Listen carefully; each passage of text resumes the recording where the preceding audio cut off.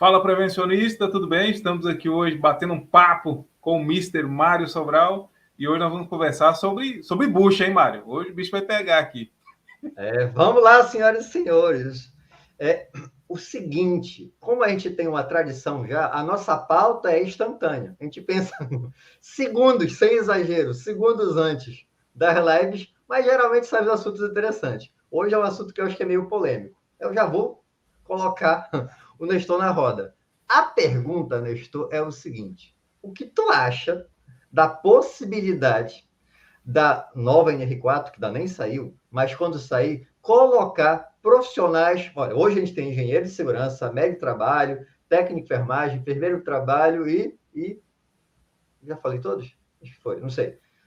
Técnico, engenheiro, médico, aí enfermeiro do trabalho. Tá. Hoje a gente tem esses 5 aí. E o que tu acha da entrada de novos profissionais, como fisioterapeuta, psicólogos? O que você pensa? Porque tem muita essa briga aí, da entrada de novas pessoas para compor o CERT. Qual a tua opinião em relação a isso? Rapaz, a briga é feia, né? Tem o odontólogo do trabalho, já ouvi uma postagem aí, odontólogo do trabalho, né? Tecnólogo de segurança do trabalho. Enfim, primeiro que eu acho que não entrarão. É muito difícil, né? Inclusive, eu estava conversando com um colega que faz parte da comissão, ele disse que é mais fácil sair alguém do que entrar alguém. E também o governo não ia dar essa bola fora, né? Qualquer categoria que ele coloca, mexe num vespeiro, porque todo mundo está querendo entrar, né? Uma boquinha de contratação obrigatória, todo mundo quer. Então, acredito que não entrarão. Poderia fazer bem para o CERT? Não sei, eu não sei, sinceramente, se essa questão de contratação obrigatória ajuda tanto assim. A gente vê tantas empresas que têm o SESMIT, mas já que é contratação obrigatória, o cara contrata só porque a lei manda, não dá espaço, aí o profissional não tem autonomia. Enfim, eu sinceramente não estou convencido de que o modelo de contratação obrigatória é o melhor, né? E soube entrar gente, dificilmente, acho que é quase impossível. Até o pessoal da comissão tripartite fala sobre isso também. Quem estava esperando que eu fosse contrário ao Nestor, na verdade, infelizmente para você, eu concordo com o que ele falou. Eu não acho realmente que vai entrar ninguém, porque vai ser bem complicado. Já é difícil a gente ter essa obrigatoriedade para 5 profissionais dentro das empresas. Imagine obrigar as empresas a colocar 6, 7, 8, 9, 10. Tem uma alternativa que está lá na nova NR4, a proposta da nova NR4, que eu achei interessante, que eu lembrei agora, na verdade, que é o seguinte: então, você tem a obrigatoriedade dos 5 lá, dependendo do porte da empresa. Só que a tua empresa, ela está com muito problema, ela está com muito acidente, muito afastamento, muita bronca. Você continua tendo a obrigatoriedade dos 5. Só que aí vai ter uma hora que você tem a obrigatoriedade de mais um. Esse mais um, imagina o seguinte, você tem muita bronca relacionada à ergonomia. Tu tem técnico, engenheiro, médico, mas ninguém tem essa formação. Talvez fosse interessante, ao invés de contratar mais um técnico, contratar um ergonomista. Então, essa possibilidade de uma contratação coringa é interessante, tá? É uma alternativa, não sei se vai passar, acho difícil também passar, mas eu lembrei agora que tem essa possibilidade. E é uma alternativa interessante. Não sei se vai passar, mas eu concordo com o Nestor em relação. Tudo que é obrigatório, a gente estava falando disso antes, quando a gente estabelece uma obrigatoriedade para a empresa acaba escapando, tá? Então, toda vez que a gente estabelece lá, por exemplo, a gente estava falando antes de começar aqui a live sobre piso salarial. Vamos estabelecer um piso, coisa e tal. Não na área do técnico, para as outras áreas. Quando estabelece o piso, o que acontece muito, o que acontece com a engenharia? Começa a contratar por PJ, ou seja, pessoa jurídica. E aí a empresa foge, tá? Ou quando você vai contratar, por exemplo, na questão dos vigilantes lá da periculosidade, foi uma coisa que a gente comentou antes também. Na hora que inventaram não, estou dizendo que está certo ou errado, tá? Na hora que estabeleceram que a periculosidade lá para a segurança patrimonial, o que aconteceu? Muitas empresas começaram a contratar com outro nome. Eu sei que esse funcionário pode entrar na justiça e vai ganhar, mas tem muita gente que não vai entrar. E aí a empresa também conseguiu uma forma de burlar essa situação. Então, eu nunca acho que ser obrigatório é uma solução. Aí a gente tem que fazer o seguinte: como é que eu vou fazer com que a empresa me ache necessário? E isso que é o difícil, tá? Porque eu tenho que fazer, contratar lá o fisioterapeuta, por exemplo, aqui em Manaus. Aqui em Manaus a gente tem muito problema de ergonomia. E muitas empresas têm fisioterapeuta, mesmo não tendo obrigatoriedade legal. Não é porque está na lei, é porque a gente tem tanto problema nessa área que é interessante para a empresa, para não ter mais afastamento e não gastar mais dinheiro, ter um profissional que manja desse assunto. Então, percebe que não precisou de uma obrigatoriedade legal para ter entrada de novos profissionais. Eu também, como ele falou, eu também não acho que vai entrar, não acho que isso vai acontecer, mas eu não acho também que é uma boa alternativa essa obrigatoriedade. E aí, Sobre o Coringa, Mário, eu acho que também o Coringa também pode ser legal, né? Se passar, porque se a gente for ver, esse dia eu estava vendo a estatística de afastamento da Previdência, a maior parte agora está ligada à esfera psicológica, né? Então, imagina se as empresas tiverem a possibilidade de contratar um psicólogo do trabalho, né? Então, pode ser bacana. O lado ruim, né? Que sempre tem um lado ruim, né, Mário? O lado ruim é que alguém vai abrir vaga para eles. E quem seriam? Os técnicos, né? Que estão em maior volume no SESMIT. Então, se alguém for ter que abrir vaga, no sentido de contratou o SESMIT, tem que contratar mais um, essa pessoa que seria um outro técnico, perde a vaga para um outro profissional. E aí você, prevencionista, pode até escrever aí, né, se você é a favor ou se você seria contra, se você estaria confortável em deixar o seu lugarzinho no banco para contratar um outro profissional, né, e o que você pensa sobre isso? Vai lá, Mário. Sim. Outra bronca também, que toda vez tem porrada quando se fala de NR4, e olha que eu já estou na área há 22 anos, e há 22 anos eu escuto porrada de mudança da NR4 que não muda. Mas vamos lá. É a questão da possibilidade de um CERMIT terceirizado. Então, hoje eu tenho lá o Nestor, o Mário estão lá na empresa, coisa e tal, o médico, ok. Mas e se a empresa resolve, então, olha, tudo bem, a gente vai ter CERMIT, mas não vai ser o pessoal daqui, a gente vai terceirizar, porque é mais cômodo para a gente, coisa e tal. O que tu acha disso também, Nestor, em relação ao CERMIT terceirizado? Bom, cara, eu acredito que tem pontos positivos e tem pontos negativos, viu?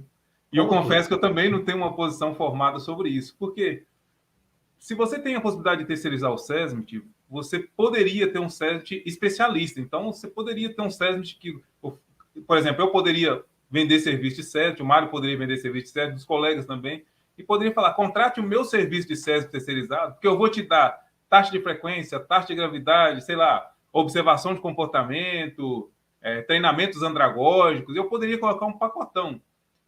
E eu poderia vender esse SESMIT, sei lá, só para hospital, talvez só para construção civil. Então, a gente poderia ter SESMITs especialistas nas suas respectivas áreas.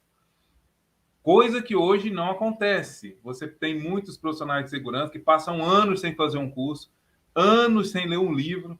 Esse tempo atrás eu fiz uma pesquisa sobre os profissionais de segurança no nosso site lá.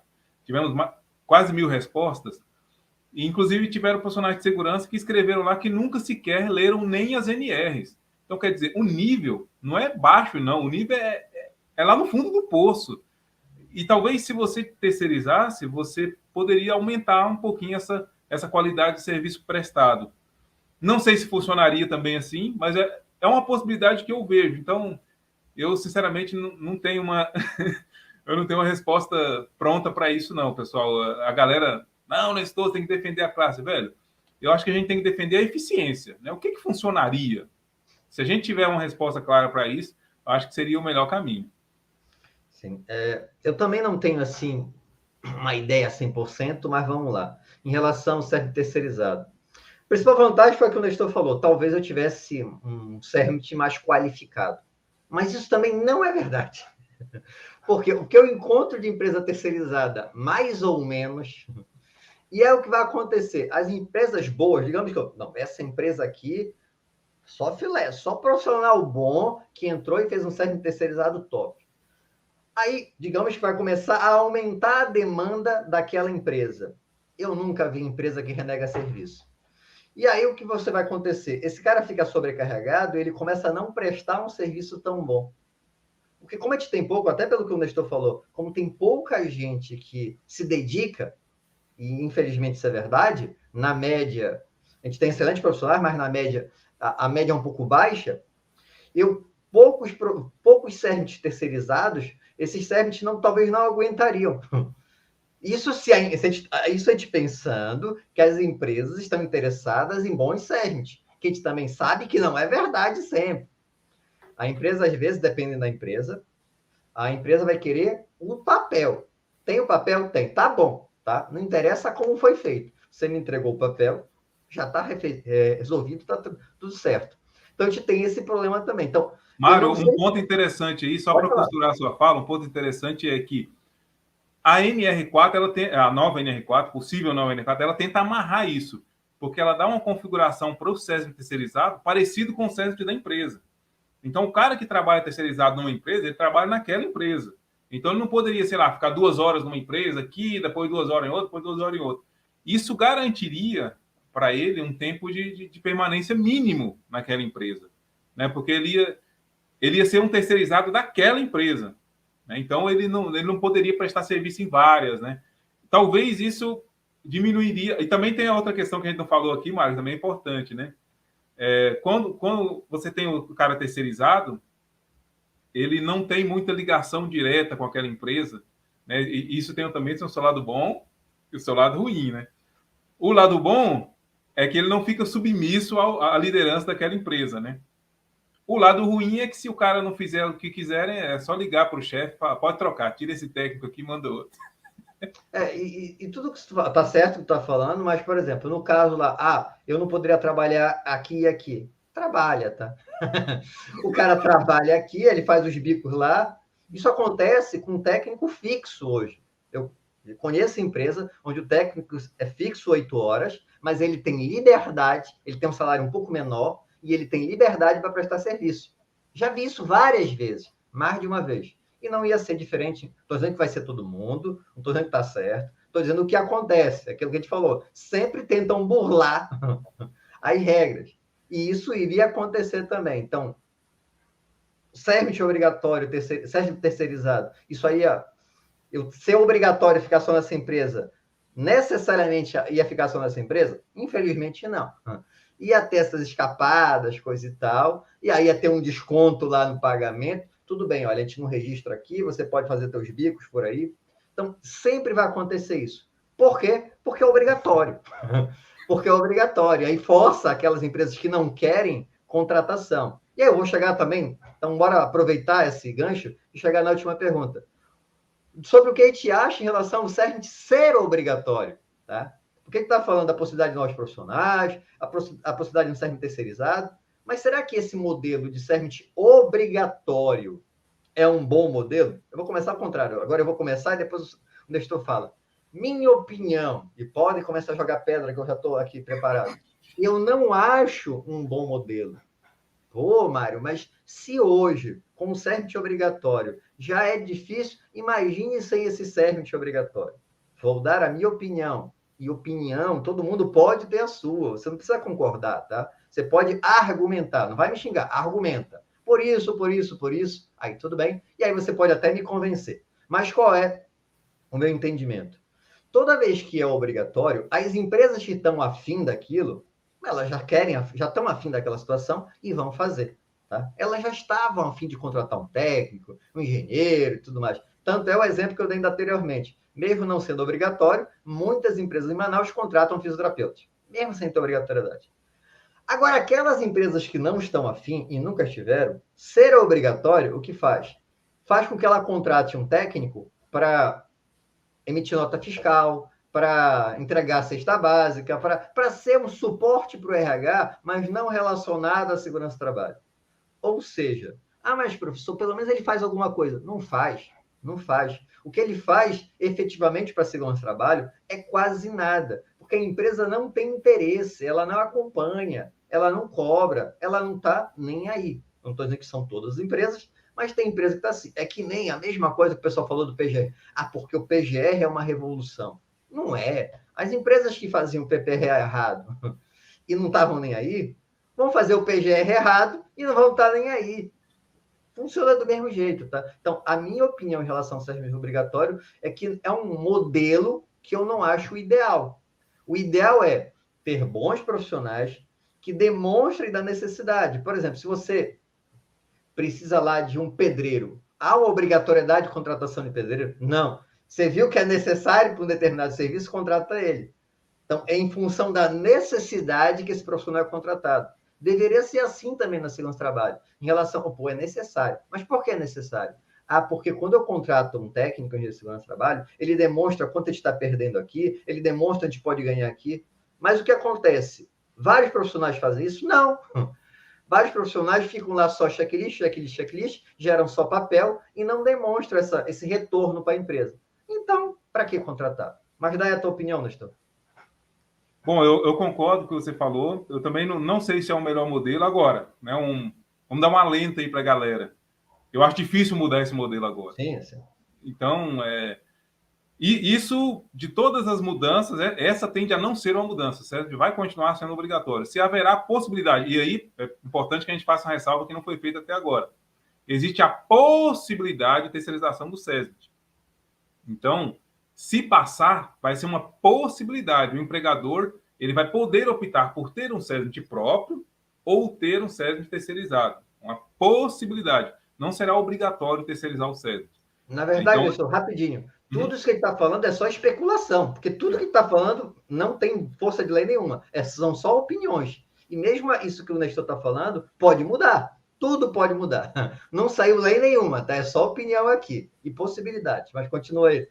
Exato. Nós estamos falando aqui com base nas reuniões que estão tendo lá na comissão tripartite. Então, são possibilidades. Não bateu o martelo para nada ainda. Então, dentro dessas possibilidades, a possibilidade do SESMIT acabar, ela, no momento, é nula praticamente. Por quê? Primeiro que, para acabar com o SESMIT aqui na NR4, eles teriam que voltar lá na CLT. Né? E aí eles não vão fazer esse movimento todo agora. A gente viu aí quando foi para alterar a CLT na era Temer, né? O parto que foi, né? Foi meses e meses de conversa, e vai para a Câmara, vai para o Senado, e volta ali, vem daqui. Então, isso é uma mudança que não passaria.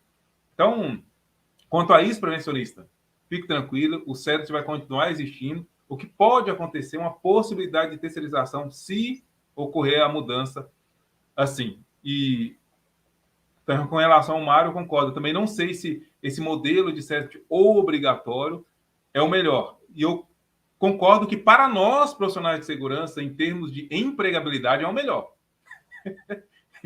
Só que eu não vou ser bairrista, né, a ponto de falar, não, o que é melhor para mim é melhor para todo mundo. Não. Eu acho assim, a gente deveria encontrar o melhor que fosse o melhor para a segurança no trabalho como geral, e não ficar preocupado só com a nossa categoria, né, em garantir apenas o nosso emprego. Porque, velho, o que adianta, como acontece hoje no Brasil? A gente está com o nosso emprego garantido em boa parte das empresas, mas os acidentes continuam acontecendo, né, a cultura de segurança lá embaixo, né, o nível de satisfação dos trabalhadores com a segurança lá embaixo. Então, significa que talvez esse caminho não seja o caminho certo, ou talvez esse caminho não seja o caminho que está funcionando. Então, talvez uma mudancinha em alguns parâmetros pode funcionar sim. Agora, eu não tenho, no momento, a resposta de qual mudança seria o melhor para esse cenário ainda. Não, nem eu. E se você não está gostando do que a gente está falando, volta a falar. Escreve aí embaixo, olha. Mário, eu acho, ou Nestor, eu acho que deveria ser assim assada, minha sugestão é essa, coisa e tal. É interessante ter novas ideias. E aí, depois, eu olhando teu comentário, rapaz, tua ideia foi boa. A gente vai fazer até um próximo vídeo, dependendo dos comentários, comentando os comentários. Olha, deram umas boas sugestões aqui. E isso pode acontecer. Então, a ideia dessas lives aqui é justamente essa. Eu dou minha opinião, Nestor dá a opinião dele. Você dá a sua opinião. E quando você dá a sua opinião, a gente pode repensar e até mudar o nosso jeito de pensar. É assim que a gente evolui. Então, não vem com essa história, não, eu estou certo e os outros estão errados. Que esse que é o problema. Não só na área de segurança, na política e tudo mais. A gente tem que ouvir a opinião dos outros. Para saber, olha, não, realmente eu não tinha pensado desse jeito. Tem mais alguma coisa aí, Nestor? Onde já pode caminhar para o final? Acho que por hora está ótimo, né? Já vamos apanhar bastante. Exatamente. Então, eu vou acabar aqui. Espero que tenham gostado. Se gostaram, já sabe, curte, compartilha. Tem alguma dúvida, sugestão de pauta? É só colocar aí embaixo nos comentários ou mandar e-mail para sobralj@hotmail. Qual é o teu, Nestor? Tem algum e-mail que pode mandar para ti também? Não tem não. Pai, o cara é chique. O pessoal acha o Nestor em algum lugar. Busca ele lá no Instagram, no Facebook, ou até no site dele, lá no Nestor W Neto, que lá é mais fácil até. Um abraço e até a próxima. Olá, eu sou o Nestor do site Segurança do Trabalho NWN. Olá, eu sou o Mário Sobral. E juntos estamos fazendo SSC é o canal.